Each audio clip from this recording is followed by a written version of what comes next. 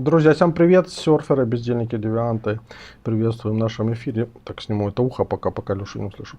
И я рад вас всех видеть. У нас сегодня идет эфир сразу на 3 каналах. У Алексея Арестовича, у меня на основном, и у меня же на Романенко Шоус.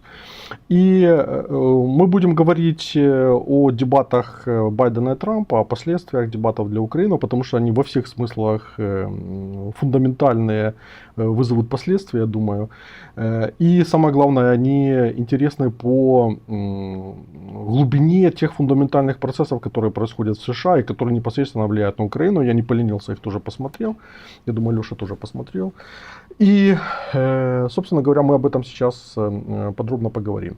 Но я, во-первых, начну начать эфир с выражения соболезнования жителям Днепра, потому что там сегодня твари очередной ракетой попали по жилому дому, и 4 этажа снесло, есть пострадавшие, дай бог, чтобы не было погибших, но в любом случае Днепр, мы искренне с вами, потому что война страшное дело, и враг страшен в своих нечеловеческих проявлениях.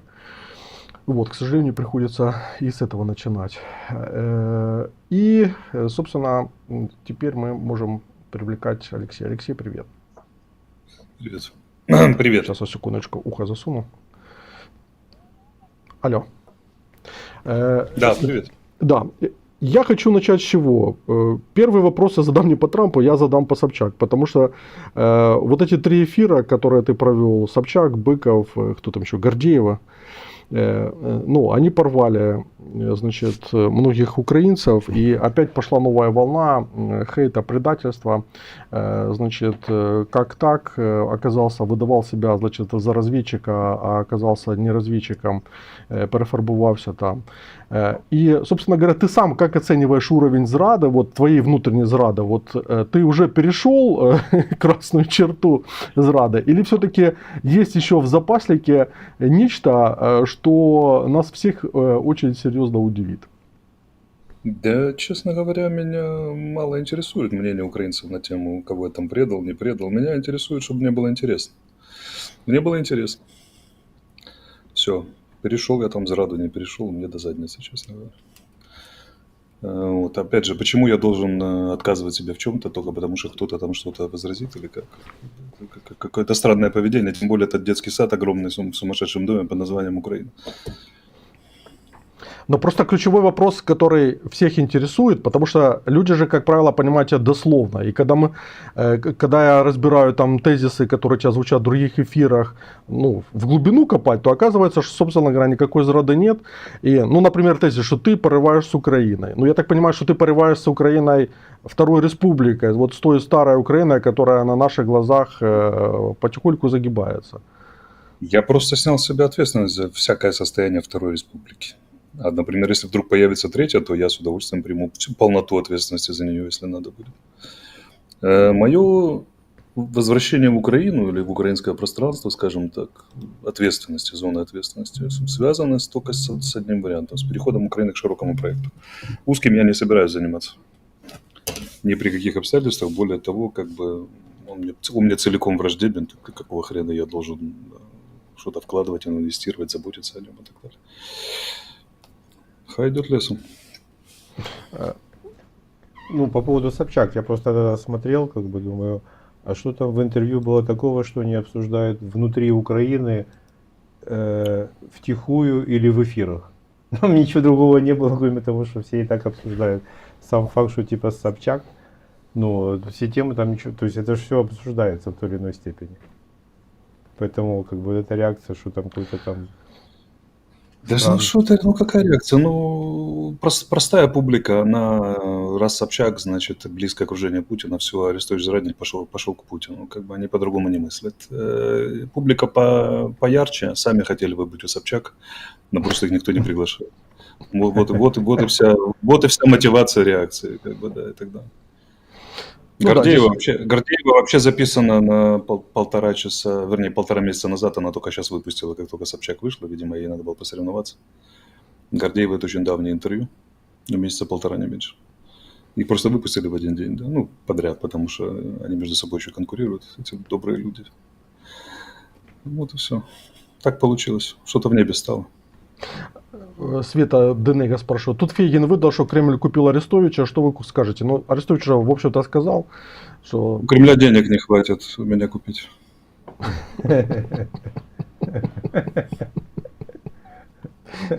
Ну, тем более, на санкциях голодают скоро, поэтому... Да. Хорошо. Ну, давайте теперь по Байдену. Итак, я, когда смотрел Байдена, то у меня было четкое ощущение, что класс американской политики, ну, даже поменьше, чем у нас, потому что, как уже появился этот мем о том, что дебаты Байдена и Трампа — это жалкое подобие дебатов Порошенко и Зеленского в 2019 году. И что, собственно говоря, ну вот многие вещи, о которых ты, Леша, говорил у нас в эфирах, относительно того, что американская политика измельчала и с этим связаны многие проблемы. Вот на этих дебатах, мне кажется, проявилось по полной программе, потому что фактически все они шли в духе переругивания: ты дурак, ты сам дурак, ты лох, сам ты лох. Вот, а ты убиваешь страну, нет, ты убиваешь страну, вот, а ты подонок, ну и в таком ключе. У тебя Хантер Байден, значит, гад, а ты сам с порноактрисой, значит, там трахался и врал жене, вот. И где-то 90% времени ушло на это переругивание. Но я так понимаю, что на самом деле Америка сегодня находится в таком состоянии экзальтации, что большинству наплевать, что говорит Трамп и что говорит Байден, и все смотрят, ну, насколько бодро держатся, и проблема Байдена оказалась в том, что, ну, мягко говоря, он не очень бодро выглядел, хотя я на самом деле, вот когда смотрел эфир, то, ну, я не увидел там каких-то больших признаков, я не знаю, там, деменции или что там они ожидали, то есть, ну да, ну, старичок, как бы, ясно, находится в соответствующем возрасте, конечно, ему в каких-то аспектах там тяжело, но в целом он вполне даже в ряде моментов и контратаковал, и нападал, и держался линии, потому что они прорабатывали этот эфир. Но мне кажется, что главная проблема в том, что все-таки американцы увидели в том, что действительно их президент стар и далеко уже не суперстар. И, соответственно, для демократов это оказалось таким большим, огромным разочарованием, которое сейчас, я так понимаю, породит волну, значит, по поводу того, что делать демократической партии дальше, и можно ли переиграть все таким образом, чтобы в Чикаго выставить другого кандидата. Как ты думаешь, насколько эта стратегия, ну, если она будет реализована, насколько она может изменить ход избирательной кампании в США? Причем паника как в команде, которая непосредственно занимается выбором в предвыборном штабе, так и вообще во всем демократическом лагере, начиная от политической партии, заканчивая широкими кругами поддерживающих демократов. Дело в том, что они попали в ситуацию «голый король».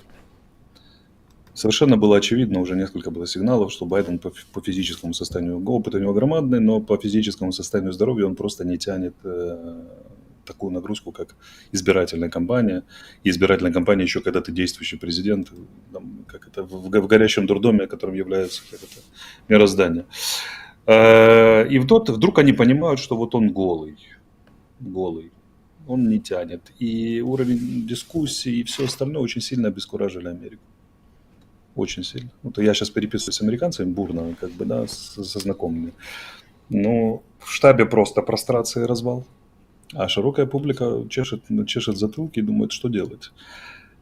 Главная проблема здесь в том, что они жили, не допуская эту ситуацию. Им казалось, что все было решено, Байден нормально выходит на выборы, там, а дальше уже как сложится. Они не готовили ситуации, когда его придется снимать с выборов, или он сам захочет уйти. У них нет запасного кандидата, вообще от слова совсем. То есть то, что является фирменной чертой украинской или постсоветской политики, никогда не иметь варианта Б, С и Д, стало частью американской политики. У них нет варианта Б на этот случай. Сейчас срочно искать кандидата, они вообще не знают, кто это мог бы быть. Мишель Обама заявила, что она не хочет заниматься политикой принципиально. Они ее прочили, и у них этого кандидата нет. Поэтому там серьезнейший кризис в демократическом лагере. А в принципе американцы это переживают как кризис того, что ты сказал. Что очень упал уровень дебатов. И еще давайте заметим, это первые дебаты в истории США, по-моему, когда дебатируют кандидаты, еще не утвержденные своими партиями. Потому что в июле будут решать демократы, а в августе будут решать, точнее, республиканцы, а в августе будут решать демократы, кого выставлять. Если я не путаю, но это не так важно. Это кандидаты, не будучи кандидатами официальными, сошлись в дебатах. А почему? Потому что им как раз перед праймериз в своих партиях надо было показать себя товар лицом своей партии и своим избирателям. И некого.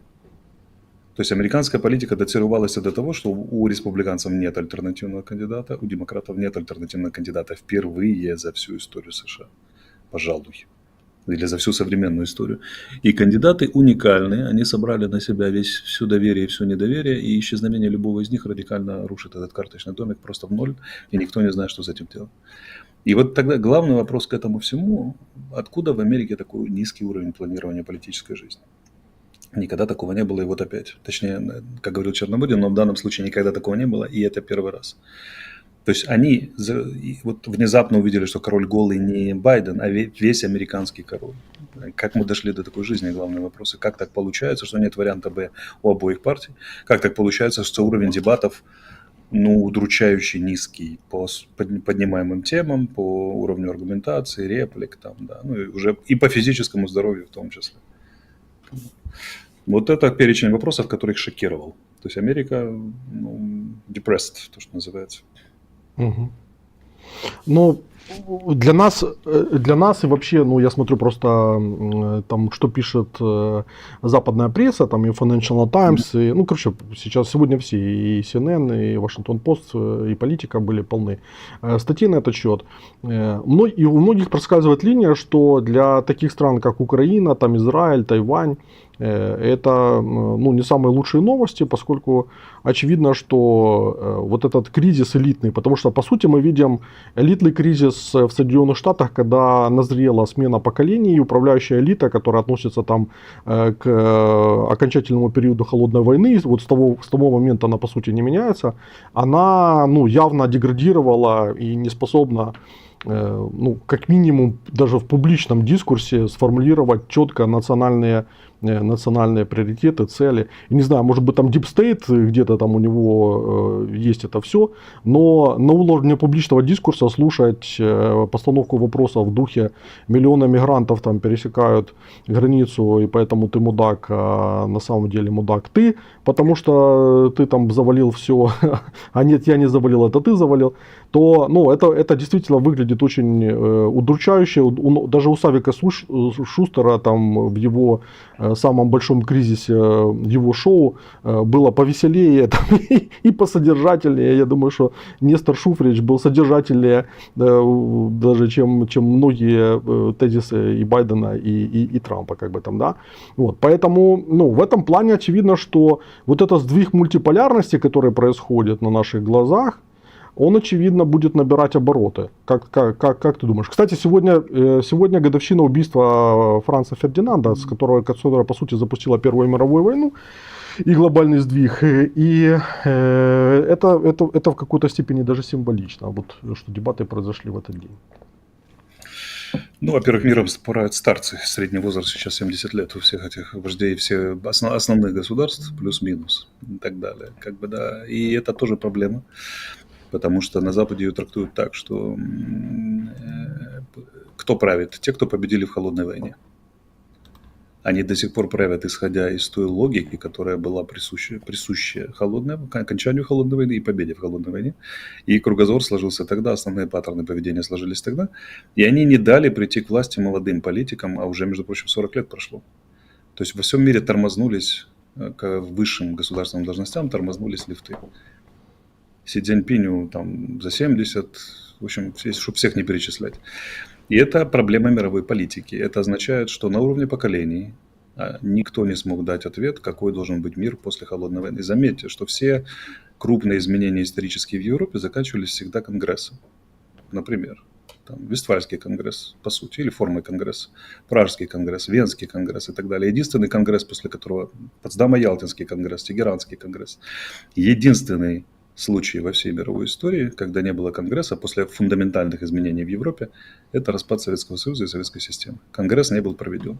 Мы сейчас полной ложкой жрем результаты непроведения этого Конгресса, не фиксации нового положения сил, вернее, соотношения сил и новых реалий. И Конгресс запускал к власти других политиков в том или ином варианте, создавая новую реальность у людей, которые могут отвечать за эту реальность, которые приемлют, которые с ней резонируют, у которых есть система мировоззрения на эту тему и так далее. Вот этого не произошло.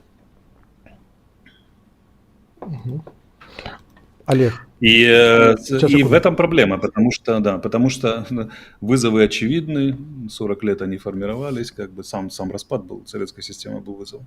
Сейчас уже совершенно другая реальность, она заключается в том, что глобальный юг восстал против глобального запада, и как бы, надо, чтобы новые люди по-новому решали проблему. Старцы хотят зафиксировать статус-кво, они не хотят делать резких движений. Мир давно уже нуждается в резких движениях. Путин первый, кто сделал резкое движение. И вот они как-то все пытаются к этому присоединиться. Меня в Байдене лично напрягает вот что он говорит, я хотел бы рассмотреть Байдена и Трампа как принципы, а не как персонали. То есть, если посмотреть, какую они проводят принципалити, да, в этот мир, то что говорит Байден? Байден говорит, Российская империя отвратительна, и мы не должны дать ей победить, российский империализм. И при этом не дает достаточного вооружения и не предпринимает необходимых действий для того, чтобы их победить. То есть это что? Это декларации, идеально совпадающие в нашей политике с принципами 91 года, которые абсолютно недостижимы, зато очень хорошо смотрятся в виде декларации. Выходит Трамп, а перед дебатами был обнародован же так называемый план Трампа, где он говорит так, если Украина пойдет в сухом остатке, пойдет на переговоры, займется реалполитик, я буду давать оружие. Если не будет, то я прекращу оружие, если меня выберут президентом, грубо говоря, принуждение к миру. Вот это два принципа. Обещание без необеспеченное ничем обещания или проведение реальной политики. Ровно перед этим выбором стоит Украина. Или мы кормим обещаниями ничем не обеспеченными, или мы начинаем проводить реальную политику, которую мы в состоянии обеспечить, то есть на реальные наши деньги. Ты закончил? Да. Угу. Так это получается такая тотальная деградация всего Запада без какой-либо надежды. Я же говорил еще осенью, но тогда все хихикали и рассказывали, что мы сейчас Крым возьмем контрнаступлением. Поэтому и в этом смысле тотальной деградации нету смелых людей. Нету тех, кто может что-то сделать. А с другой стороны вопрос, эти смелые люди, это только в людях дело, или это в принципе разрушение системы как таковой, там люди не помогут. То есть это что-то... Нет, это деградация системы. Да, это что-то гнилое в самой системе, ее личность не вытащит, это что-то должно быть с переосмыслением. Поэтому я за Трампа, потому что Трамп способен сломать устоявшиеся тренды, которые завели в абсолютный тупик и никуда не пускают. То есть Трамп нужен как взломщик системы. Он, с моей точки зрения, он способен сломать эту застоявшуюся эти хрень, которая иным способом не сломаешь, а Байден – это фиксация тренда. И все, кто придет после Байдена, это фиксация тренда, если он будет в логике Байдена действовать. Получается в этой логике, что если демократы не смогут выдвинуть какую-то сильную фигуру из молодых, условно 50 плюс, я не знаю, или хотя бы 60 плюс, да, если не произойдет вот это вот чудо, и этот человек не будет с какой-то более энергичной повесткой, чем Трамп. Хотя на самом деле мне кажется, что если бы такая фигура появилась у демократов, то как раз проблема победы над Трампом для них решилась бы более легко, чем в случае с фигуры нет, Байденом. Раз. А во-вторых, фигура ничего не поменяет, потому что там надо менять все, всю систему. И представим себе, что переизбирают Обаму. Обама наиболее харизматичный, наиболее, наверное, самый сейчас у них возможный кандидат. Он, конечно, не пойдет, но даже он бы ничего не поменял, он только усугублял бы. Проблема сформировалась 40 лет назад. Это принципы политики, неосмысленные после распада советской системы, непонимание того, что происходит. И они просто фиксируются, они все хотят сохранить старый добрый мир, которого уже давно нет, и неспособность это признать. Вот это и есть основная проблема перестроиться. В этом основная проблема. И персонали, как Олег сказал, не решать ничего. Тут надо Ну, то есть как бы решением менять это может быть логику нечто, американской политики. то, что ты сказал, нечто конгрессообразное, нечто, где люди обсуждают и придумывают что-то. Вот такое мероприятие. Ну, надо, опять же, это вопрос честности. Надо поставить перед собой вопрос реально, что происходит. У них есть школа реальной политики, это Бершармайер, она действует насильно на Трампа сейчас, там такая более реал-политик заходят, но как бы их голоса не самые слышные в этом всем мракобесии. Сейчас классические республиканцы, не трамповские, они тоже, ну, тоже застряли в ложной парадигме. Грубо говоря, демократы-глобалисты, и они не могут объяснить Америке, зачем Америке нужна внешняя политика. Это не такая простая задача, они 300 лет уже не могут объяснить, 200. А республиканцы-изоляционисты, они говорят, что там нафиг вообще закрываемся, не будем больше мировым жандармом, пусть мучаются как хотят. В лучшем случае будем первым среди равных, но все должны принять реальное соотношение сил. И никто не говорит, самое главное, что мир не изменился радикально, что выросла зубастая Юго-Восточная Азия, да и, в принципе, глобальный юг, который он там кучкуется в БРИКСах, там расширяется и прочее, прочее, что они вырастили. Тут же еще один процесс, о котором вам никто не говорит, вот я впервые скажу, наверное, о нем, о конкуренции России и Китая. Что сейчас происходит по мирным планам? Путин выдвигает свой мирный план, а у Китая есть свой. Китай, и они противоречат друг другу в значительной степени. Китай интригует с Францией, с Макроном, и очень настойчиво, это знают все, кто сейчас в мировой дипломатии, очень настойчиво продвигает свой персональный план. Впервые решил, выйдя на мирную арену, как арбитраж и получить влияние арбитража и престиж арбитража. Вот он задумал такую тему. Путину мешает, Путин слишком радикальный. И получилось что? Что сейчас глобальный юг настолько уже большой и дифференцированный, что Россия и Китай начали конкурировать, в частности, по теме Украины и по теме безопасности в Европе. Они находятся в конкуренции. И далеко не все в порядке. Не без восторга китайцы воспринимают шашни Путина с КНДР. Вот эти все расчеты в юанях, блокировка в китайских банках, планы сделать юань резервной валютой для России. Там очень много нюансов. Они находятся в неявной конкуренции. То есть глобальный юг уже может выставить двух кандидатов в дуаены перед лицом глобального Запада. Россию и Китай в данном случае, еще Индия свое слово не сказала. Еще там Малайзия, еще Индонезия, бурно развивающаяся, и Африка, Южная Америка и так далее, и так далее. Вот Путин, он просто взял на себя эту роль. И на антиколониальном дискурсе и с требованием Западу подсократиться и запустить в мировую политику глобальный юг, он получил огромное количество симпатий на глобальном юге. Единственное, что от него ждали, что он будет куда более удачлив, это Киев за 3 дня. А все это ужасно затянулось, но в принципе всем нравится его длинная воля. Но пока решительно на его сторону никто не становится. Большинство ведущих фигур, например, при голосовании за антироссийские декларации там, да, или антиукраинские со стороны России, они удерживаются от голосования, наблюдают. Проломишь ворота, молодец, мы тебе спасибо скажем за то, что перестроил мир на многополярный окончательно. Не проломишь, скажем, что рядом они стояли и будем другими средствами действовать. Но глобальный юг действительно симпатизирует Путину, причем настолько, что, я же говорю, китайцы обеспокоились уже, и у них появились свои варианты. И все это Запад не желает признавать в сумме своей. Он не желает. Он по-прежнему считает, что мы всех разденем, наклоним, поставим, там, уговорим и так далее, просто еще немножко продавить. И серьезного разговора нет на эту тему нигде на Западе. Нет, она не существует, кроме вот отдельных маргиналов, типа Мершармайера, реалистической школы, но это пара профессоров и пара консервативных там клубов. Ни больше, ни меньше, они всерьез не влияют на политику. И в этом-то проблема. То есть они не могут поставить сами себе и миру верный диагноз. Все же начинается с реальной оценки положения, с диагноза и так далее. Не решаются. Потому что надо будет сказать очень много горьких признаний, сделать самим себе относительно того, как они себя вели в крайние 40 лет. И признать большинство направлений своей международной политики тупиковым.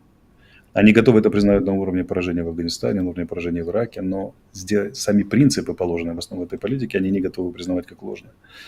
И в этом их трагедия. И, соответственно, нет фигуры, которая выйдет и скажет: ребята, на самом деле дела вот так, полная жопа, аудит показывает, что здесь все не так с нами, с нашими принципами, и надо большой серьезный разговор, давайте менять. Америка всегда была государством, которое было способно на такое действие. Сегодня она перестала быть таким государством, и в этом трагедия. Америка не может поговорить честно сама с собой, столкнуться. И они говорят о чем угодно, два кандидата возглавить суперсилу, причем оба были президентами. Это же не то, что и Трамп был президентом, то есть имеет полноту представлений, справок и все остальное. И Байден является действующим президентом. Два бывших президента, действующий и нынешний президент США. США, когда обсуждают ключевые проблемы США и мировой политики, не способны подняться на необходимый уровень осмысления. Он находится даже на 3 порядка выше, чем они говорят. И это трагедия дворовой команды, которая внезапно обнаружила, что она должна играть в финал чемпионата мира. Они просто не годятся для того уровня проблем, которые сейчас в мире существуют. Не годятся. Они ни по биографии, ни по принципам, вложенным в политику, ни по уровню осмысления, ни по уровню готовности с этим работать не годятся. Все. То есть, даже не так, не дворовая команда. Инженерному кружку Дворца пионеров поручили Крофизнеса Саяно-Шушенскую ГЭС построить. Или Братскую ГЭС. Или там плотину Асуанскую. И сказали, ребята, если не построите, земле конец. А они не могут, они даже осознать не могут инженерную задачу, не то чтобы социоинженерную, не то чтобы ей отвечать. В этом трагедия их, в этом трагедия всего мира. Поэтому сейчас будет очень много, многополярность будет проявляться в виде того, что очень много кандидатов на юге глобально будет предлагать свою повестку. Конкуренция начнется все убыстряющаяся, и глобальный юг еще будет глобально ссориться между собой, между прочим. Как уже сейчас наметились кризисы, но Западу не удастся на этом сыграть, потому что Запад абсолютно не в форме в этом отношении, он в обороне. И не может признать, что он в обороне. Просто я согласен, я думаю, что даже вопрос не в том, что глобального юга как субъекта там единого не существует, что там куча разных субъектов, и это такое собирательное понятие, это тоже нужно прекрасно понимать. Что и в этом плане мир скорее движется там не в какой-то двухполярной системе, там где на смену США придет Китай, там как бы там, а Запад займет другое место, а скорее будет то, что, не знаю, там Жак Аттали писал в свое время, там и масса других авторов, что будет многополярная система, в которой будет вот эти как бы Игра престолов, глобальная Игра престолов. Да, дома поделятся на дома, и дома будут конкурировать. Глобальная Игра престолов, конкуренция между собой, и глобальный юг и глобальный запад, это очень условный вектор, который, конечно же, существует, но поверьте, глобальный юг будет резать друг друга ничуть не меньшим увлечением, чем, например, вредить глобальному западу. Это сложная дифференцированная история, и да, это конкуренция домов, война алые и белые розы в мировом масштабе. Мария Тановицкая пишет: элиты холодной войны и ее конца выросли на идее большой миссии остановить гонку вооружений и угрозы ядерной катастрофы. Получается, что развалом Союза исчезла и миссия для всего человечества. Конечно. Пары с системы забрали. Система осталась, а пары из нее забрали. То есть броненосец не может ехать, потому что у него котлы работают, только пары нет. Парам было противостояние двух систем. Надо было выигрывать гонку, все были сосредоточены, все шли вперед. Запад показал, что он в системной работе лучше, чем СССР. И выиграл законно эту гонку, начиная от космоса, заканчивая там на Земле и прочее. Такую культурную гонку. А когда пар пропал, они лишились смысла. У них смысла нет. Причем люди, которые способны дать новые смыслы, к ним не прислушались, они к власти не смогли прийти. И старцы, которые в середине своей жизни политической лишились смысла и 40 лет уже едут в мире, лишенном смысла, пропустили все серьезные вызовы, с которыми они столкнулись за эти 40 лет. Начиная с самого распада системы, заканчивая свежими событиями, там ковид и глобальная пандемия и война в Украине. Они не способны ни подготовиться, ни осознать, ни перспективно подумать, ни качественно решить. Сейчас многочисленные скандалы с тем, что вакцины оказались вредными. Но это же говорилось все. То есть в мире есть еще умы и экспертные группы, которые говорят. Проблема в том, что их перестали слушать давно. Они живут в таком закукленном мире, в башне из слоновой кости, знаете, как в Китае говорили, не видя, что вокруг. И вот это разрыв обратной связи от экспертного сообщества, от академического сообщества, от скажем так, людей, которые подают тревожные сигналы с мест, в том числе глобальные, это, пожалуй, одна из самых опасных вещей на Западе. То есть они живут, не чуя под собой мира и своей собственной страны. Эта фраза принадлежит Андропову, когда он стал генсеком. Он на политбюро, согласно легенде, сказал: ребята, вот я председатель КГБ, а ныне там генеральный секретарь. Даже я не могу вам сказать, чем на самом деле живет такая огромная страна, как СССР, которая под нами. Мы живем как Галич или Пастернака, кто там, не помню, процитировал. Мы живем, не чуя под собой страны. Буквально это Мандельштам. Вот они не чуют. Мандельштама, да, они не чуют под собой сейчас всего мира. Разрыв обратной связи. Не могут собрать информацию, качественно обработать. А кроме того, ну я же говорю, уровень постановки вопросов, которые им нужно сделать, далеко за пределами их личной смелости лежит. И принцип, и как это, далеко за пределами поступков, на которые они, наверное, принципов, на которые они всегда опирались, далеко за пределами картины мира, и они просто не в состоянии переосмысливать. То есть есть предел компетенции, а есть предел научаемости. Они исчерпали предел компетенций, а предел научаемости оказался такой маленький, что они не могут добавить компетенции, столкнувшись с вызовами. В этом проблема. Это касается всего мира, не только Запада. Нету нигде светлых умов, которые внезапно все это осознали у власти и готовы экспериментировать. Сам факт, что Си Цзиньпинь остался на 3-й срок в Китае, который не принятый очень. В Китае там же 2 срока и все, и замена. Показывает, что у них не нашлось кандидата, который готов на себя взять новый вызов для Китая. И решили продолжить старое, а это самая худшая стратегия во времена кризиса, просто за неимением другого. Да, то есть, если быть честным, если хотя бы мы будем честными, нам нужно признать, что предстоит длительная война всех против всех. Ни на что хорошее Да. рассчитывать нельзя.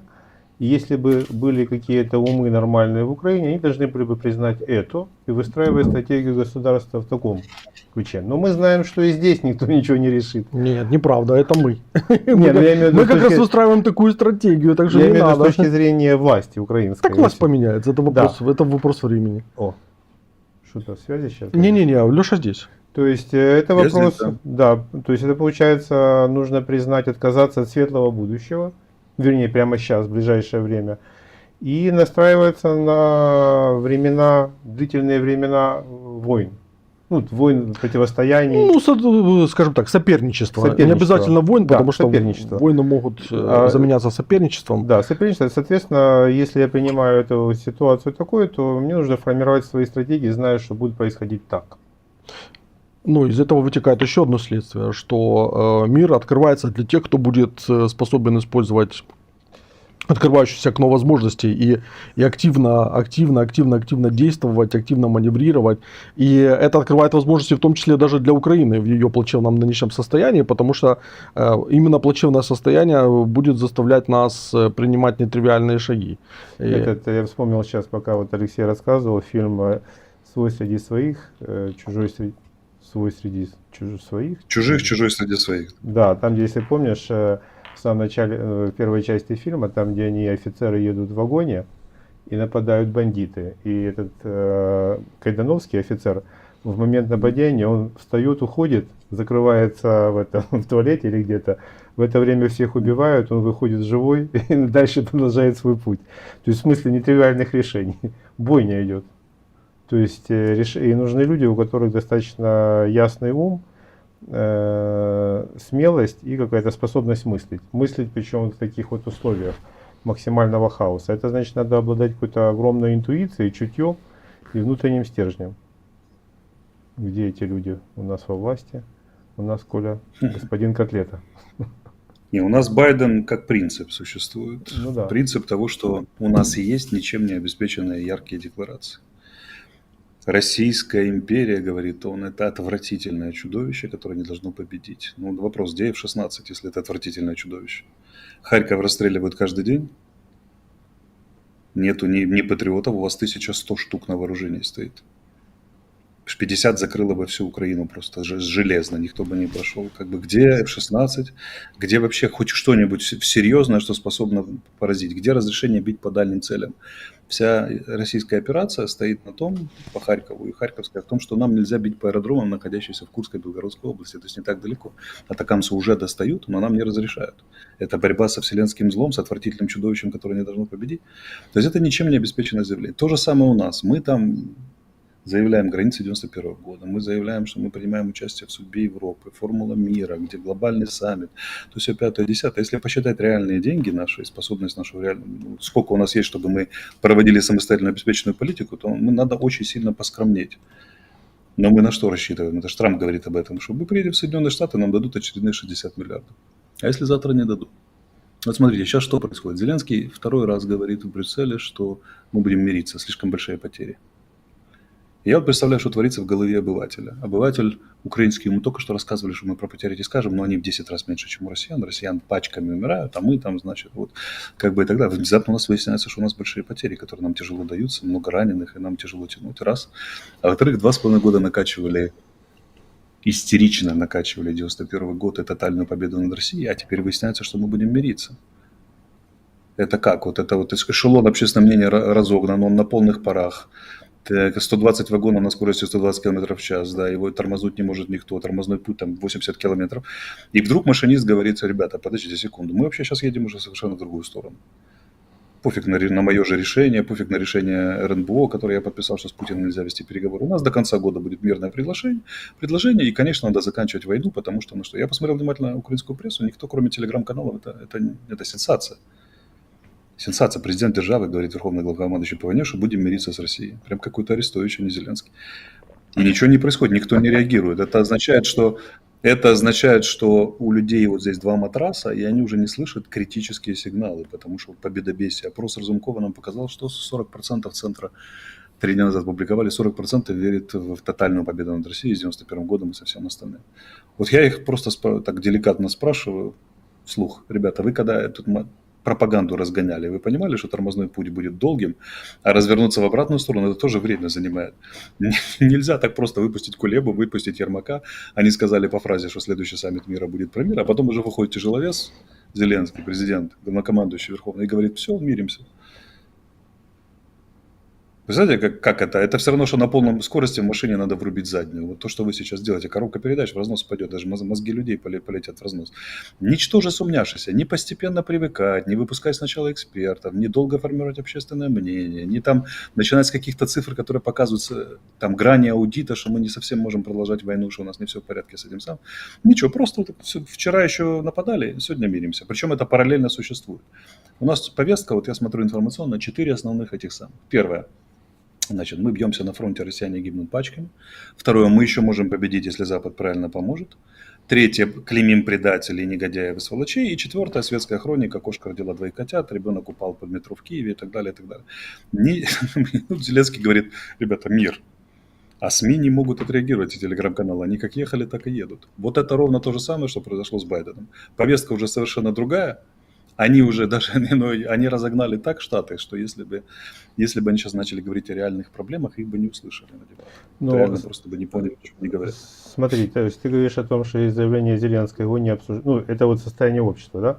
Ты говоришь, заявление Зеленского не обсуждают. А что массово и интенсивно обсуждают в этот период? Массово и интенсивно. Я не знаю, вам там виднее. Обсуждают твои разговоры с Собчак.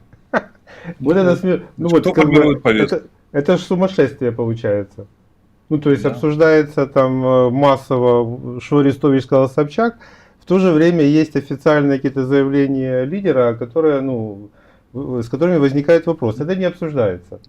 То есть это же жизнь в шоу, как бы не в реальном. Как сказал мой приятель, тут один зарубежный, который специализируется по Украине, он сказал следующее. Очень интересно. Зеленский снимал «Слугу народа» и писал, на него работала огромная команда сценаристов, там, начиная от операторов, гримеров и так далее. Арестович в одиночку рисует сериал, который все обсуждают. Ну да. Причем все свои общества. Никто не может остаться равнодушным. Причем самое смешное... От детского сада до интеллигенции. Да.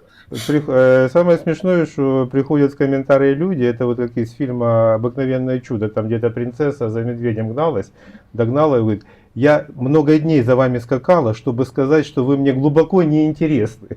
И люди пишут в комментариях: а там же ничего ценного нет, кто его смотрит? И все страны обсуждают. Смотрите, это же сенсация. То есть лидер заявляет верховный, что 2,5 года война, граница 91 года, мы разгромим врага и так далее. А вдруг он говорит: все, ребята, мир, до конца года мирный план, и мы будем, слишком много гибнет людей. По идее, общество должно взорваться просто. Ну да. Взорваться. Потому что это полный поворот курса на 180 градусов вообще. От вчера. От состояния вчера. Ничего, все пропустили мимо ушей. Ничего не происходит. Кошечка родила 3 котят, кто-то попал под метро, значит, FPV-дрон, подавить всякий FPV-дрон, вражая российский танк, и там нам скоро дадут 8 патриотов в Израиль. Сейчас он даст, у него война с Хезболлой начинается, а сейчас он будет раздавать патриоты. Зеленский уже 2-й раз заявляет: ребята, будем мириться. Ноль внимания, никто ничего не замечает. Вот это и есть разрыв обратной связи. То есть общество настолько загипнотизировано пропагандой, что оно просто не воспринимает уже самые сильные сигналы. Вам верховный главнокомандующий говорит. Рейтинг доверия у него крайне высокий, как нам рисует Центр Разумкова. Но если он такой высокий, то к его словам должны прислушиваться как к этому самому. Ничего не происходит. Вот смотрите, это же чистый абсурд. Я не знаю, видно вам изнутри. Снаружи это очень хорошо видно. Вот смотрите, это все равно, что Брежнев говорит, мы строим коммунизм, а через 2 дня выходит, вы знаете, капитализм. Ну, я тут подумал, страна как жила, так и живет. Первомайские демонстрации, ну, что ж он сказал, что капитализм строим, пофиг. Как бы, да. Итак, вот то же самое в Америке, это вообще во всем мире сейчас происходит. Я знаешь, как бы на это отреагировал, ну, вот на то, что ты сказал по поводу реакции. Ну, реально многие говорят об этом, и они ждут этого. Вот. Но я думаю, что, ну, во-первых, еще не прошел сигнал, многие не заметили. Во-вторых, В многие... этом-то и проблема, что он не проходит. Ты же понимаешь, дважды уже сказал. Дважды не проходит. Вот, во-вторых, многие не верят в счастье, что это начнется, как бы там, да, и поэтому боятся спугнуть. Вот и все. И поэтому общество просто ждет, как будет развиваться, ну, насколько эта риторика реальная и насколько за ней будут идти какие-то конкретные шаги. Вот я думаю, сейчас такая ситуация. Так это что же шизофрения? Смотри, значит, если мы миримся, то это означает фундаментальные повороты во всех сферах общественной жизни, радикально. Фундаментально. Поэтому как бы все сферы должны реагировать. Во всех сферах ничего не меняется. Военкоматы по-прежнему гребут людей. Как бы, да, на фронте победа, по поводу фронта победобесие. Вот сегодня, не сегодня, завтра погоним, россияне как гнутся. Что там еще? Я же говорю, там, ну, вот в экономике, там, энергетике у нас тяжелая зима, ла-ла-ла, и 5-10. Надо же во всех сферах менять тогда политику, чтобы сигнал лидера есть, потом спикеры второго порядка, потом третьего, потом вообще усиливается лавинообразно. Они потеряли способность даже коммуницировать с обществом, которое пропагандировано до такой степени, что оно уже не в адеквате.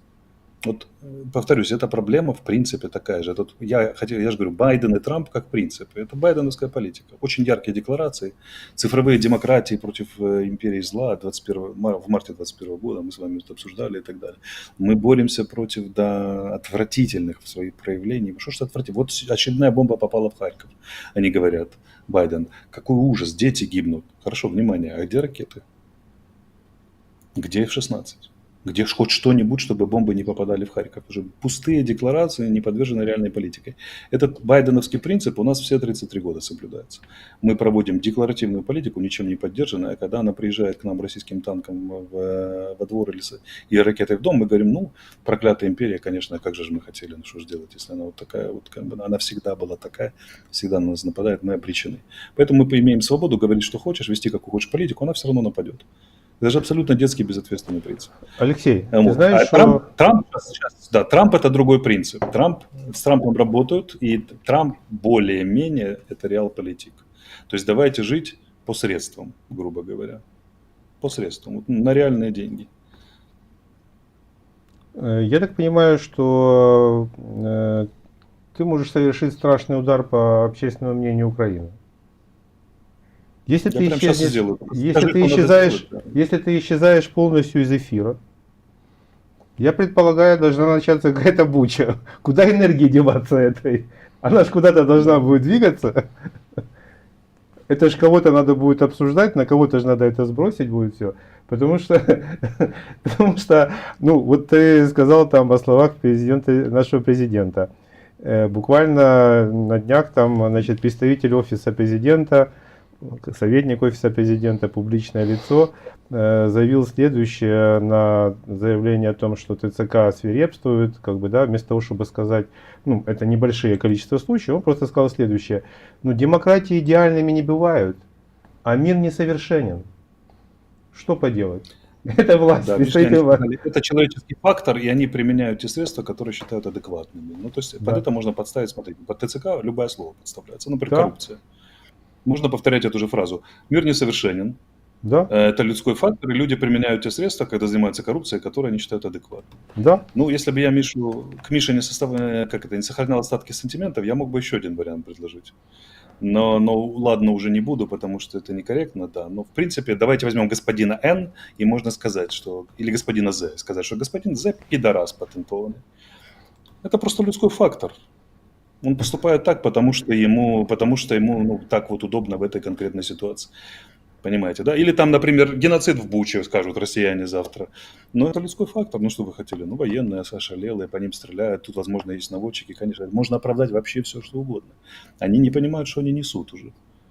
Ну да, это же разрушение вообще смысла наличия власти какой-либо. Это разрушение любого дискурса и разрушение дискурса власти как такового. Да. У тебя творится правовой беспредел, нарушение Конституции, нарушение прав человека. Ты неэффективно мобилизируешься в борьбе с одвичным ворогом. Параллельно ты миришься с одвичным ворогом и говоришь, пацаны, ну так бывает, это же несовершенство людского аппарата. Да, завтра мент пристрелит ребенка, ну так бывает. Пьяные милиционеры иногда стреляют, это же несовершенство. Просто что вы всерьез хотите, что они просто исходили по месту из того, что у них, из того, что, ну вот как они понимали, оценивали ситуацию, там, да, и так далее, и так далее. Вот у нас крадут 3,5 миллиарда на ненужных реакторах, которые поставят нас в зависимость от России еще больше. Это просто людской фактор, они так оценивают ситуацию, понимаете, ну так исходят из того, что есть. Мир не идеален. Универсальная отговорка. Мир не идеален, а что вы хотели? А кому сейчас легко? Или американские? Да, да. Кстати, пользуясь случаем, как говорится, я всем советую посмотреть эфир с Юрием Сапожниковым. Это глава Напсовета энергопроекта, институт, который как раз проектирует электростанции, в том числе и атомные. И самое главное, в том числе Хмельницкую, которую они проектировали, строили. Ну, короче говоря, прекрасно разбирается во всех этих нюансах. Вот он как раз у меня вчера с чувством, с толкой, с расстановкой объяснил, почему будут строить минимум там 5-6 лет первый реактор, а потом еще 4 года следующий. Поэтому это действительно фуфло, которое продается. Но заметь, как отреагировала Минэнерго на то, что они отказались передавать все проекты с 1945 года, которые лежат в этом институте, которые нужны для того, чтобы при реконструкции, которая будет большим, мы все понимаем, крадівництвом, можно было их своим подрядчикам дать и, соответственно, данные использовать. Так вот, в институт, который является, возможно, там последним оплотом наличия инженеров, которые могут проектировать сложные такие вещи, как атомные электростанции, прислали 52 повестки, включая руководство, ну, для того, чтобы сняли бронь сначала, а потом прислали повестки. Вот. А Ну, потом, шире когда будет энергетическая жопа, будут говорить, а где же специалисты, которые могут сложить этот реактор? Ну, это просто пиздец какой-то. Ну, давайте шире поставим вопрос. А как называются люди, которые прикреплены к земле по праву рождения и на ней и не могут выехать? Какое слово к ним применяется? Крепостные. Крепостные. Кем являются граждане Украины мужского пола сегодня? Теми самыми. Крепостными. 21 век. Ты взрослый, состоявшийся человек, у тебя какие-то планы в жизни, там еще что-то и так далее, и тебе говорят, нет, по факту рождения здесь, просто по факту. Ты не можешь что, никуда ехать. А второе, мы можем тебя призвать и произвольно заставить тебя убивать людей, либо умирать, вне зависимости от твоих убеждений и всего остального. Но это падение на уровень ниже 1861 года, освобождение крестьянства. Вот это серьезные вопросы, которые никто не дискутирует. Может ли государство расправляться над инженерной школой, прислав 52 повестки, или это полный тотальный беспредел? Публика уже на это не реагирует. Народ замордован до такого, что самые яркие эпитеты – вы крепостные, творится правовой беспредел. Никто уже не реагирует. Либо боятся, либо замордованы, либо загипнотизированы. Но вот это реализация байденовского принципа в политике. Единственное, что нас спасет, это переход на реал-политик. Аудит государства, вот что мы реально можем, вот что мы реально не можем, давайте проводить обеспеченную политику. С четким планированием будущего, что мы сможем в будущем, и что нам нужно сделать, чтобы у нас появились реальные деньги на проведение той политики, которую мы хотим, или хотя бы 50% от нее. Реализация вот этого принципа, 33 года, она нас привела в эту яму. В яму, когда уже потеряна чувствительность. Вот что же, клиент сидит перед тобой на кресле, ты ему говоришь, ну вот у вас температура, не реагирует. Вам надо принять лекарство, не реагирует. Как это называется, Олег? Кататония, правильно? Ну да. Так оно так и это выглядит. Значит, ведь такие заявления представителей власти, они же приводят к чему? То есть каждый раз одно и то же плюс-минус заявляется, и массы, уже масса, не граждане, а массы, входят в состояние дезориентации, они уже не реагируют. И когда будет даже вдруг объявлено о переговорах, я когда даже подозреваю, что тоже никакой реакции не будет. Да, смотрите, это уже абсолют. Вот уже произошел абсолют. Человек, который, по команде которого общество вогнано в такое состояние, делает фундаментальное заявление по развороту украинского корабля на 180 градусов. Причем по ключевому вопросу, вопрос войны. Потому что нормальное общество задало бы в нормальном состоянии задало бы вопросы. Подождите, если мир, зачем мобилизация? Объясните. Это не значит, что ее не надо проводить, но до каких пор, когда и так далее. Если там и так далее и прочее, прочее. Куда мы едем, как миримся и прочее. Никто уже не реагирует на его. То есть они достигли вот кульминации. Они заявили о тотальном развороте политики, и их не услышат. Смотри, Как Леш, руководить обществом, которое не реагирует, скажите? Леш, смотри, вот в связи с этим интересный момент. То есть, если Зеленский это сказал, Ермак это об этом раньше, по-моему, сказал. Вот, то есть, Ермак и Кулеба сначала выпустили спикера второго уровня по мере сигнала. Их никто не заметил. Теперь сказал сам Зеленский дважды, его тоже уже никто не замечает. Его нет на новостных сайтах основных. Медиа молчат на эту тему. Только телеграм-каналы придворные. Короткое сообщение без комментариев. Да.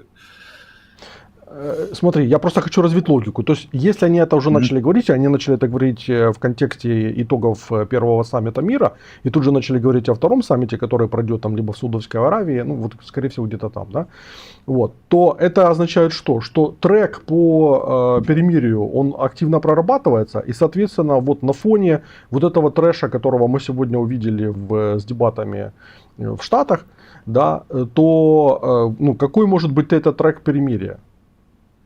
Летом? Этим летом, осенью, когда? Ну, я думаю, будут мириться если мы переходим на тему мирного там, плана и саммита, то мириться, по идее, должны к выборам США, потому что любому кандидату придется что-то предъявить. Смотрите, что говорит Трамп. Это четкий сигнал. Он говорит во время дебатов, если бы я был президентом, вернее, я прекращу эту войну еще до того, как стану президентом. Что он имеет в виду? Что в период с 4 ноября, когда выборы, до инаугурации в январе. Он вот это имеет в виду. Я еще не буду инаугурированным президентом, но я уже закончу эту войну, я знаю, что делать. Вот это его заявление. То есть она должна прекратиться, по его мнению, ноябрь-декабрь, первая половина января, где-то в это время. Ну, логика понятна. Мы не зайдем в зимний период. Потом, вернее, не пройдем зимний период, потому что с таким состоянием энергетики, если ее немножко еще добить, то это конец всему. Как бы это замерзшая страна и одичалые, которые бродят за стеной. Вот. Если бы парни из офиса президента немного хорошо считали, то я бы на их месте сделал так. Я бы еще остановил войну сейчас летом, потом объявил бы выборы и ушел бы, оставив зиму новому правительству. Потому что сказать, смотрите, я начал войну как герой, не сбежал, я закончил войну, я принес вам мир, у нас же большие потери, ах, вы не знали, но вот они большие, да. И он дважды повторил этот аргумент. Ну, теперь как бы я сделал все, что мог, пожалуйста, напишите про меня книжку, как про Черчилля, а с зимой, там, отключением света и всем остальным, с новой экономикой, пусть разбирается уже новое правительство, это технократы, мне уже это не интересно, я исторический деятель. Это был бы логический ход на их месте. Будут ли они цепляться за власть, не знаю. Все на Западе, без исключения, с кем я беседую, что Зеленский уйдет в течение ближайших полугода, 100% уходит. И разные оптимисты. Одни говорят, там, в ближайшее время, до конца лета, другие говорят, после мирного саммита, третьи говорят, он еще попытается потянуть. Но логика же была их какая? Они хотели собрать деньги на новое контрнаступление и оружие, и мобилизовать людей.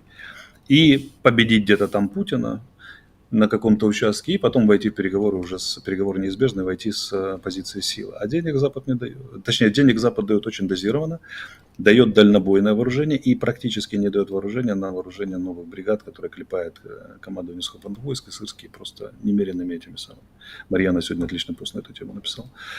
Без угла. Так вот, не получается с контрнаступлением. Заговорили про мир. Основная новость, которую обсуждала на саммите, я же говорю, я разговаривал с несколькими людьми, которые там были, это план Путина, насколько он реалистичен. Сейчас появилась новость, что Путин новый план выкатил. Вот, и этот план тоже стоит отдельной передачи, чтобы его обсудить, потому что он очень интересный. Там Россия говорит, не просто выдвигает очень мягкие условия, мягче, чем Стамбул. Она еще предлагает, его сейчас сбросили в сеть, я вот сейчас его проверю через свои источники, насколько он реален. Но даже как вброс он интересует. Она еще предлагает уйти из Херсонской и изначально из Херсонской и Запорожской областей и еще дальше торговаться. И даже численность армии 350 тысяч. В Стамбуле было 150, напоминаю, их требования. Поэтому обе стороны сходятся в вальсе. Наконец-то об этом заговорила Украина. То, что ее президента не слышат, Это вот финальный приговор Украинской Республики. Если когда-нибудь пройдет время, мы через год будем обсуждать, как она закончилась, и через 10 лет мы будем 20 писать мемуары, снимать фильмы документальные, художественные про нас, то я режиссеру буду настойчиво подсказывать, что вот он был поворотный момент, когда дважды объявил о мире и его не услышал.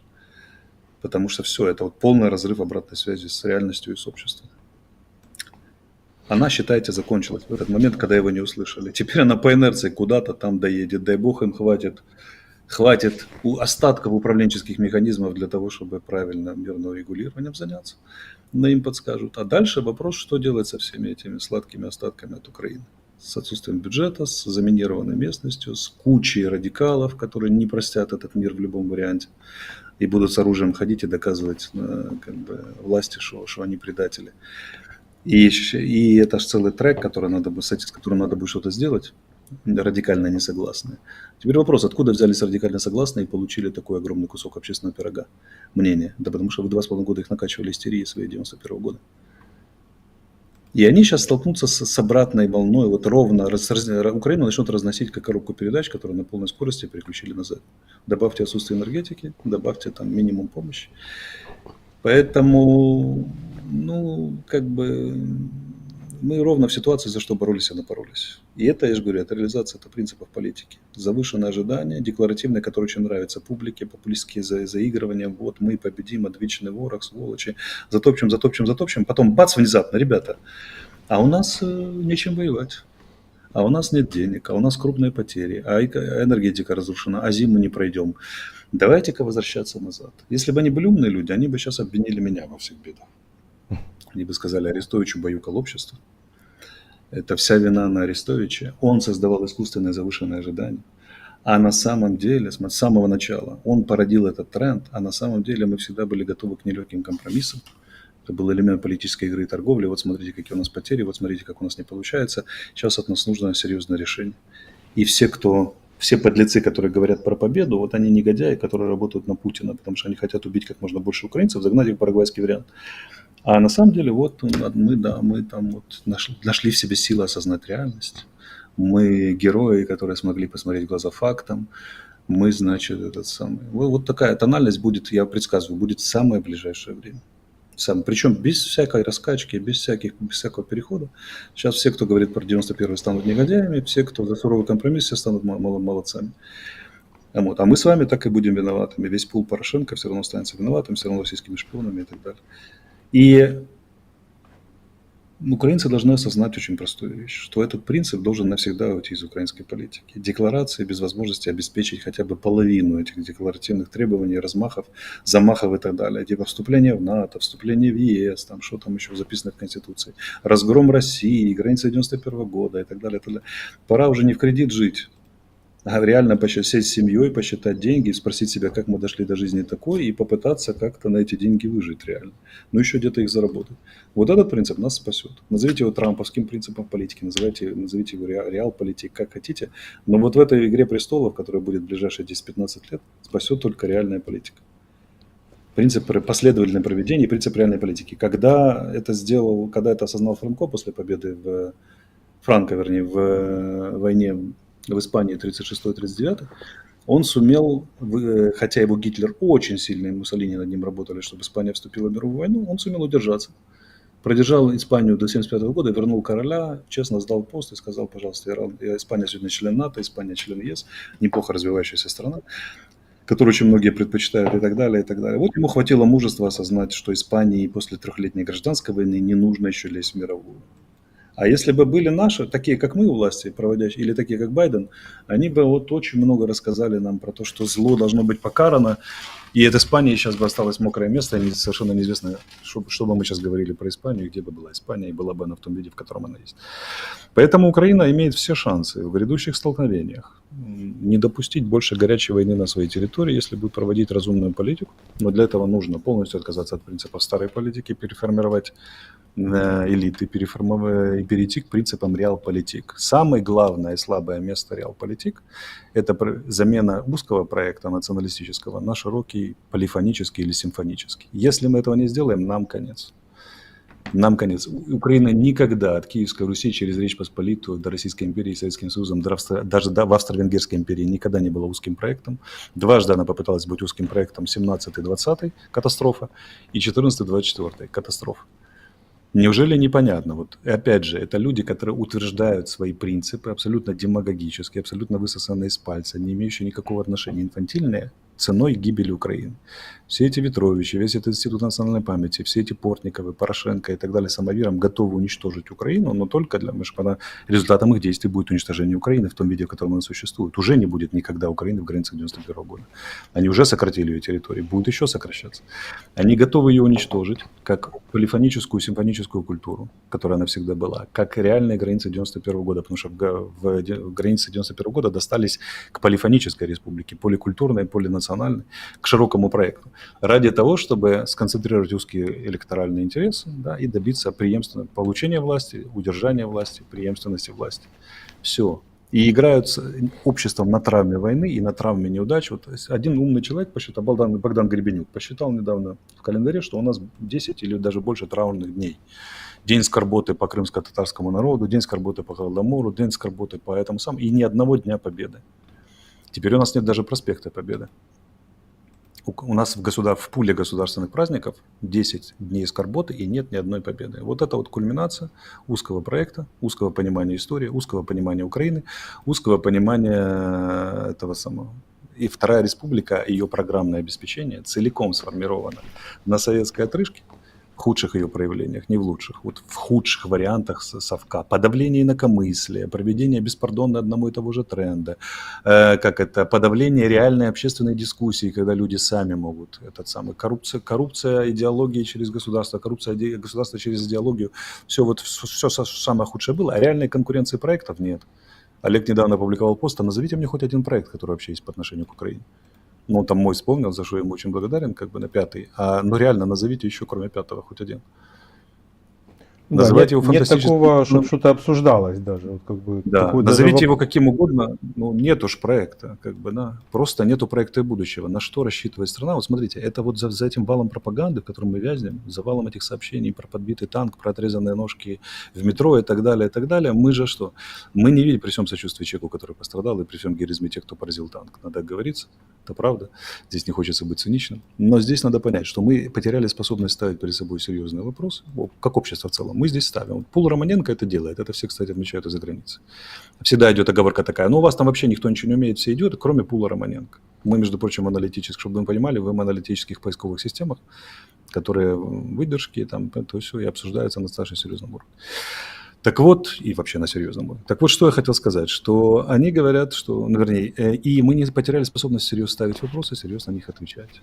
Это вот байденовский принцип в политике. Красивые лозунги ничем не обеспечены. И причем с заведомым пониманием, что никто не собирался ничего обеспечивать. Как у Каневского, помните? Конечно, никто не собирался ничего делать. Вот в этих мемах, которые ходят. Мы все надекларировали, но никогда не хотели этого в реальности достигать. И все это знают, кроме нашего одурманенного народа несчастного. Поэтому переход от узкого проекта задачи, у нас 3 задачи. Первая. В десятилетий войн сделать так, чтобы Украина больше не участвовала в горячей войне. Или участвовала на максимально благоприятных условиях. Это колоссальная задача, которую надо решать. В идеале, конечно, создать систему коллективной безопасности, но я боюсь, что постоянно не получится, будет временно до следующего раунда войны, но хотя бы так. В этот период подготовиться к войне. Или сделать так, чтобы в нее не вступить. Испания нам показывает, что можно даже в центре конфликта оставаться нейтральным.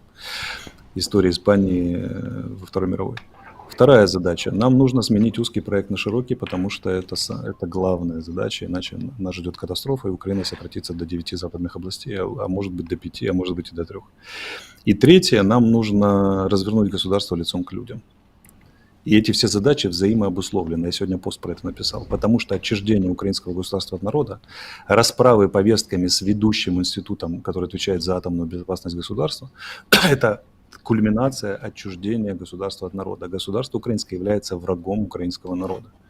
очевидно. Оно его эксплуатирует, оно держит его в крепостных, оно его убивает, оно относится к нему как к навозу, оно его экономически доит, оно отказывает ему в базовых правах по данных Украинской Конституции, День Конституции сегодня, на секундочку, и так далее, и так далее. Поэтому оно должно быть заменено. Второе, не вообще украинское государство, а в форме второй Украинской Республики. Оно должно быть развернуто к людям. Надо сделать ставку на креативные силы народа и дать возможность развиваться. И все эти принципы находятся в зависимости. Развернем государство к людям, успеем подготовиться к войне. Вернее, невольно перейдем к широкому проекту. Перейдем к широкому проекту и дадим возможности людям, будем хорошо подготовлены к войне, либо сумеем ее избежать. Поэтому начинать нужно в обратном порядке. Хотя, конечно, все треки надо делать 3 вместе, но сначала государство к людям, то есть нам нужно другое взаимоотношение государства с людьми, чтобы они слышали друг друга, чтобы вопросы ставились и обсуждались, чтобы была реальная конкуренция идей, проектов и так далее, а не коррупционное обеспечение тех проектов и поддержка, которые показались государству электорально привлекательными в этот конкретный период. Второе – это замена узкого проекта на широкий. Украина как полифония, как симфония.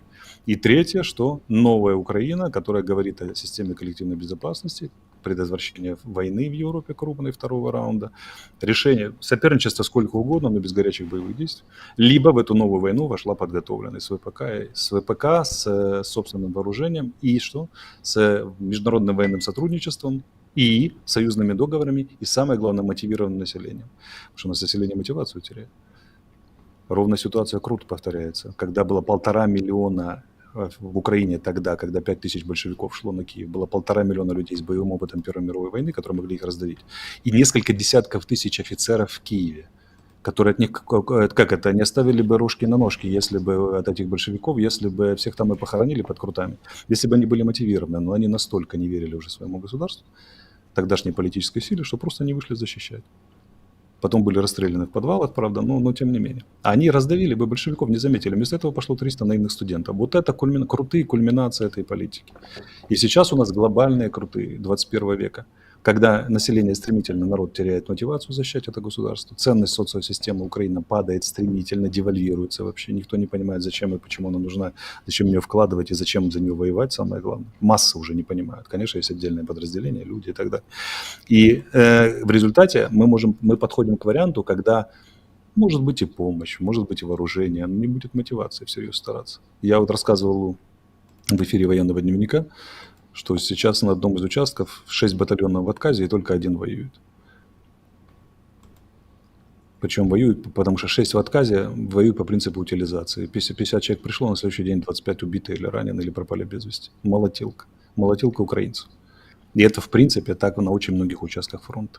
Народ говорит, просто не буду воевать. Ладно, солдаты отказываются люди уровня замкомбата, офицеры.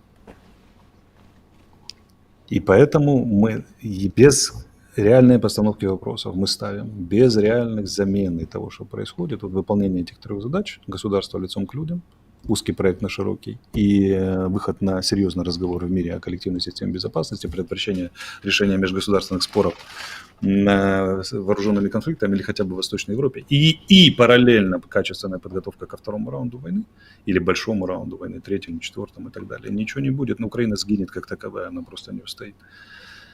И все. И давайте же чтобы байденовский принцип нас не похоронил. Он же принцип Крут, он же принцип УНР, он же принцип Петлюры, он же принцип Винниченко, он же принцип Директории, он же принцип Грушевского.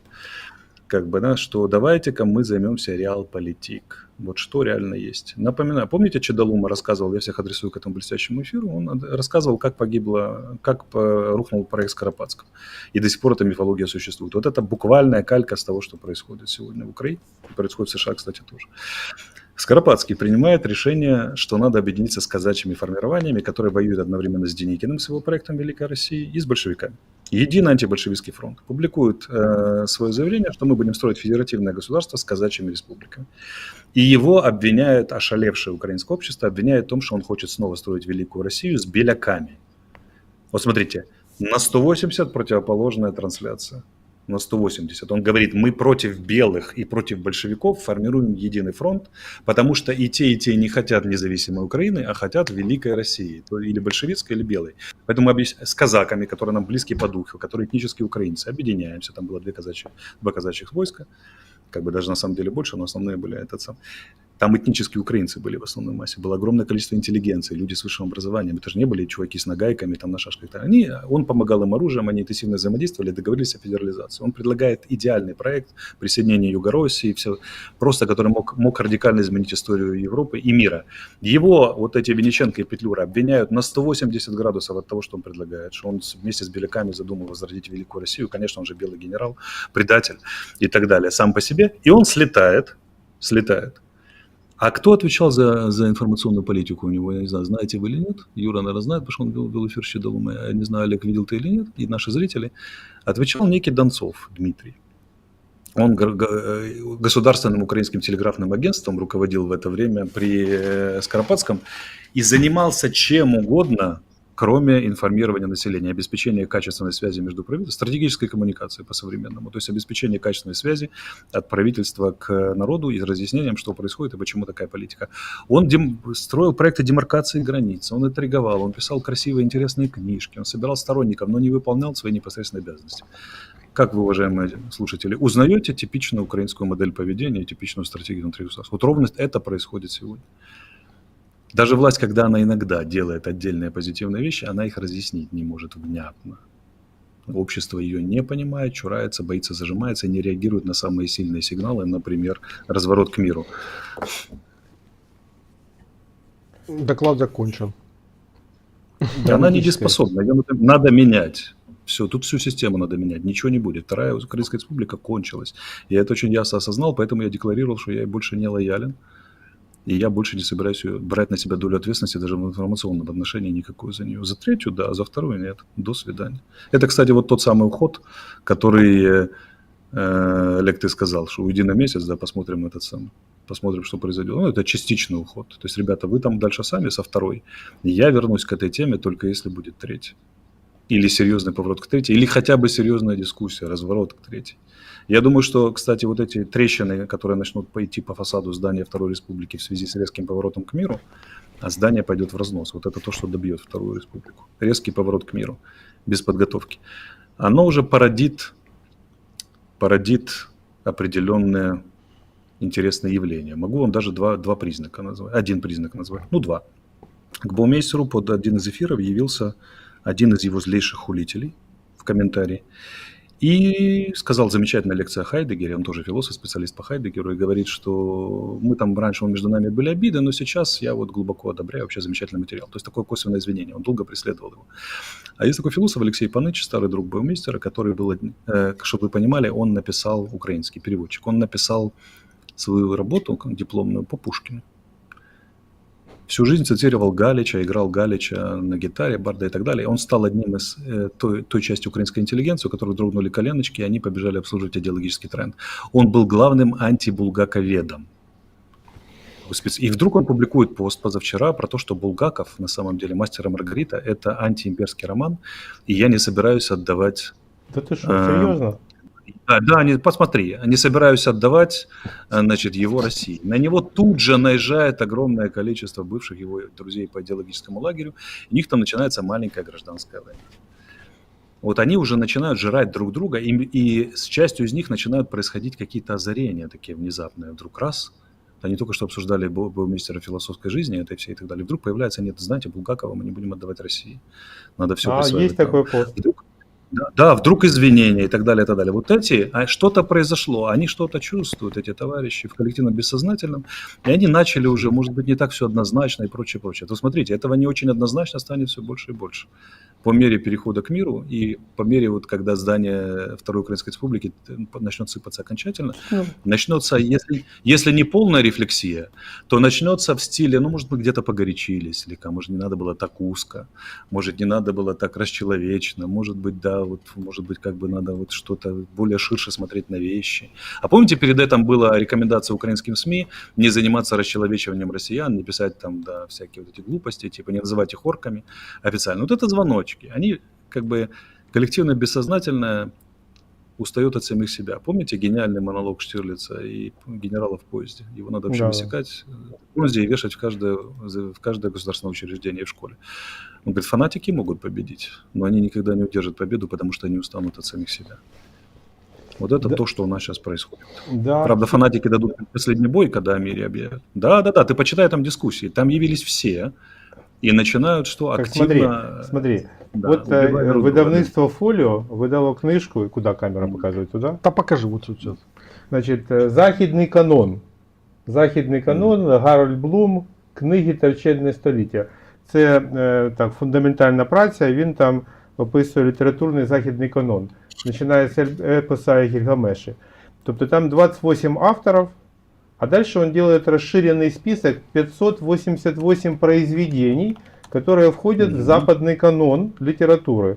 Среди них наши Гоголь, Чехов и Мастер и Маргарита Булгаков. Слушай, как бы я недавно был в сети, искупался в сети крупнейших магазинов Европы книжных. Сметают литературу, посвященную русской литературе. Сметают. Там протолкнуться к полке нельзя, чтобы не взять краткое эссе о Достоевском там, и так далее, и так далее. Понимаете, да? Это оксфордский вот этот very short брифинг и прочее. Куча народа на русском языке пытается учить русский и так далее, и так далее. Огромное внимание к культуре, потому что там поставлены фундаментальные вопросы. Фундаментальные.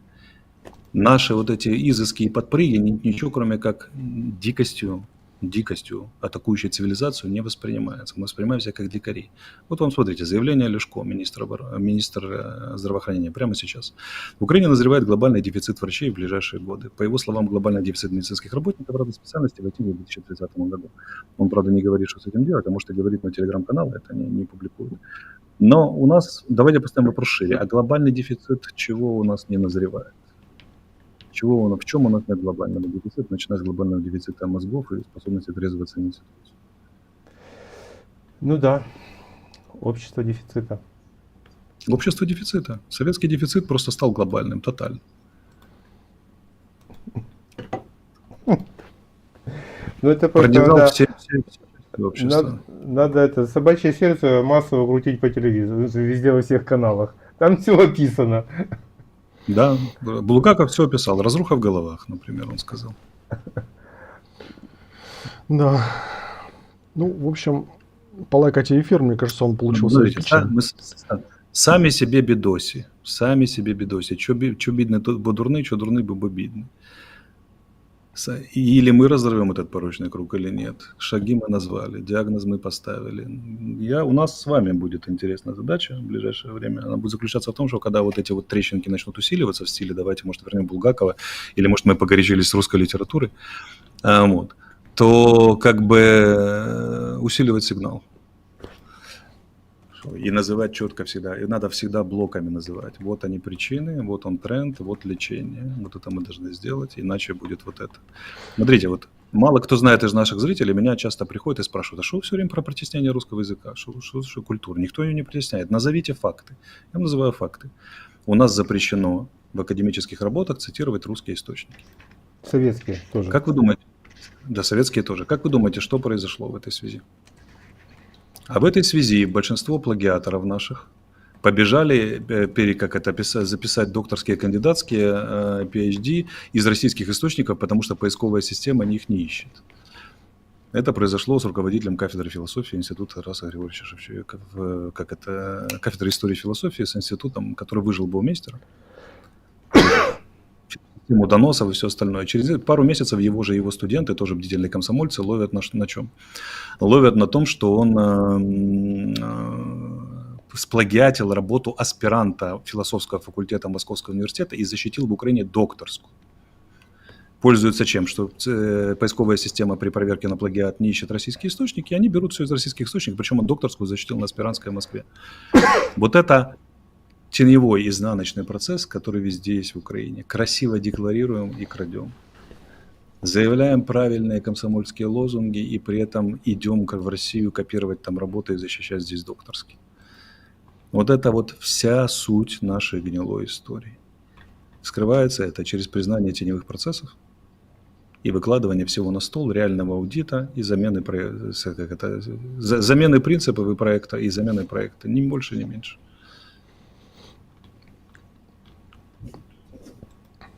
За работу, товарищи. Да. Я Цель просто, ясны, теперь заработать. да, я просто хочу сказать, что Это июльские тезисы, да? мне кажется, что ключевым является вот именно управляемость процессов и вот эти трещины. Главное, чтобы они не превратились, как в ноябре, в декабре 1918 года, в развал государственности таким образом, что туда хлынул поток красных, белых там и всего остального, что потом не дало возможности стабилизироваться.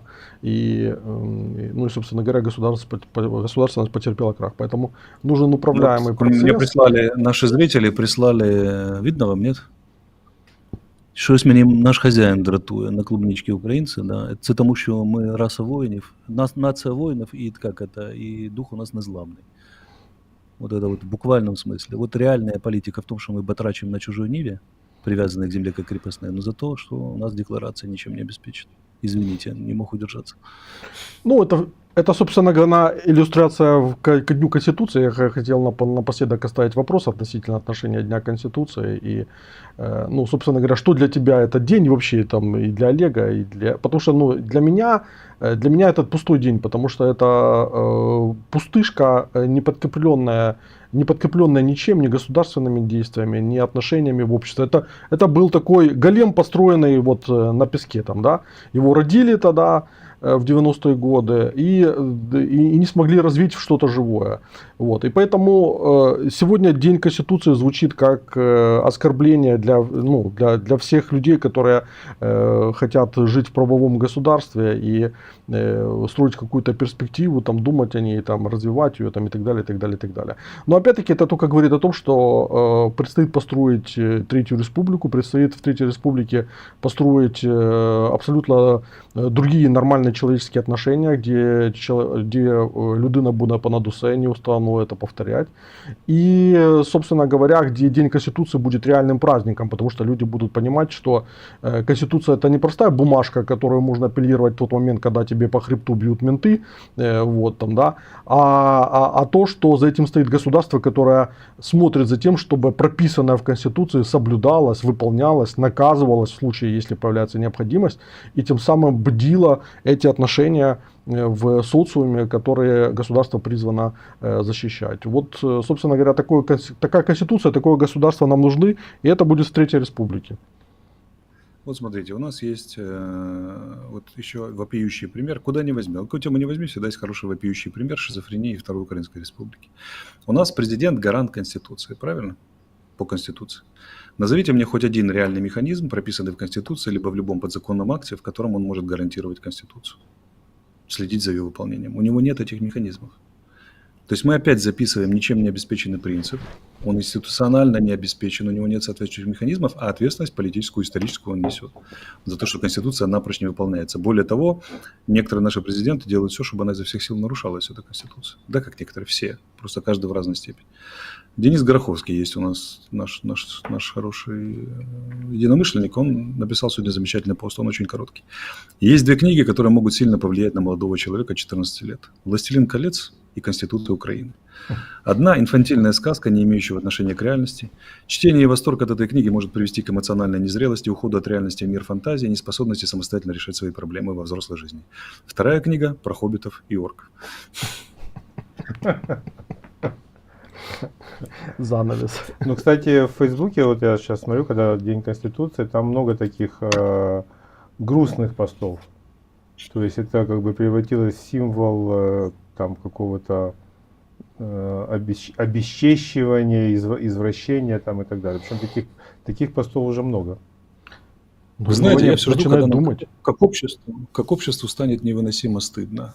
Куча взрослых дядей и тетей, которых этой Конституцией бьют по голове и заставляют подтираться.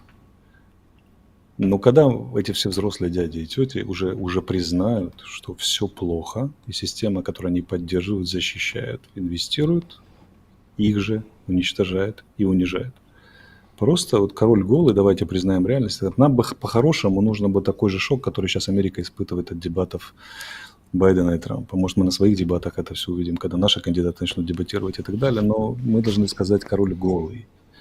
Но вот в Киев же переполнен машинами. Публика ездит на Infiniti, где-то там учит языки, какие-то бизнесы заводит, что-то там пытается бороться, донатит, постит лозунги в Инстаграме и прочее, прочее. Ну реально, сегодня в День Конституции приходится признавать, что по-любому из вас могут поступить по полному беспределу. Вы ничего с этим не сделаете, силовики. Разорвут ваш бизнес, разрывают уже. И все ваши лозунги до задницы. Вы можете много задонатить, можете написать в Инстаграм все самые правильные слова мира, да покричать чему на державу, но от этого ничего не меняется. Это документ, который должен стать основой системы взаимоотношений в стране. Им подтираются, они его вытирают ноги и вас бьют по голове этим документом. Так что ж праздновать? Тотальный крах самой идеи, самой логики происходящего. Когда станет стыдно, украинцы? Вот когда нам всем станет стыдно за Вторую Республику, которую мы наворотили, систему отношений, которую мы создали, и которую мы делаем вид, что вот она самая светлая, самая хорошая, самая славная. Она не самая славная. Это гигантская машина по унижению и уничтожению украинцев. Вторая Республика. Вот и все. Ну что, полайкайте эфир, во-первых. Мне кажется, он получился, и многие ответы на вопросы, которые относительно Арестовича возникали после 3 эфиров с Быковым и 2 дамами известными возникли. В общем, они закрыты. Это первое. Второе. У Леши сбор там для 93-й бригады, по-моему. Да. Вот. Дроны собираем, там 560 где-то тысяч, 380 уже собрали. Давайте докидаем, мы закрывали такие вещи. Да, поэтому поддержите этот сбор. Хомяку спасибо за то, что 2 эфира героически провел. И Арестовичу тоже спасибо за то, что героически работает на благо Харькова и всех харьковчан. Спасибо, да, за то, что ты героически, да, все это терпишь. Спасибо за Пол Романенко. Теперь знаю, как нас называют. Как называют, да, Пол Романенко. Есть же такая, я не знаю, знаете вы или нет, общенатовская, общеевропейская, американская, британская системы мониторинга СМИ. В том числе мониторит по украинскому вопросу, в том числе ключевые идеи. Вот я, например, некоторые тезисы забрасывал, заранее зная, что я буду смотреть, смотрел, сработает или нет. И добрые люди мне подсказывают, что там этот самый. Вот есть Пол Романенко отдельно выделен в этой аналитической системе, чтобы вы понимали. Это единственное, где считается, берется реальная информация, а все остальное девальвировано уже абсолютно. Не воспринимается. Сегодня мне есть что рассказать жене. Скажу, что Не зря ты на так кризис сделал. среднего возраста, который она обвинила меня и мою аудиторию, у нас есть твердый ответ. Пол Скажи, Романенко. я, между прочим, Паустовского не зря читаю. Тут это имеет прямые позитивные следствия. Хорошо, джентльмены. Ну что, спасибо большое еще раз всем. Хороших выходных, мирного неба, тихого света. Тоже немаловажно. Не зевайте, смотрите на соответствующие службы, чтобы не заставать в лифтах. Это тоже немаловажно. И спасибо Алексею Арестовичу и Олегу Хомяку за прекрасный эфир. Обнимаем, целуем. Пока.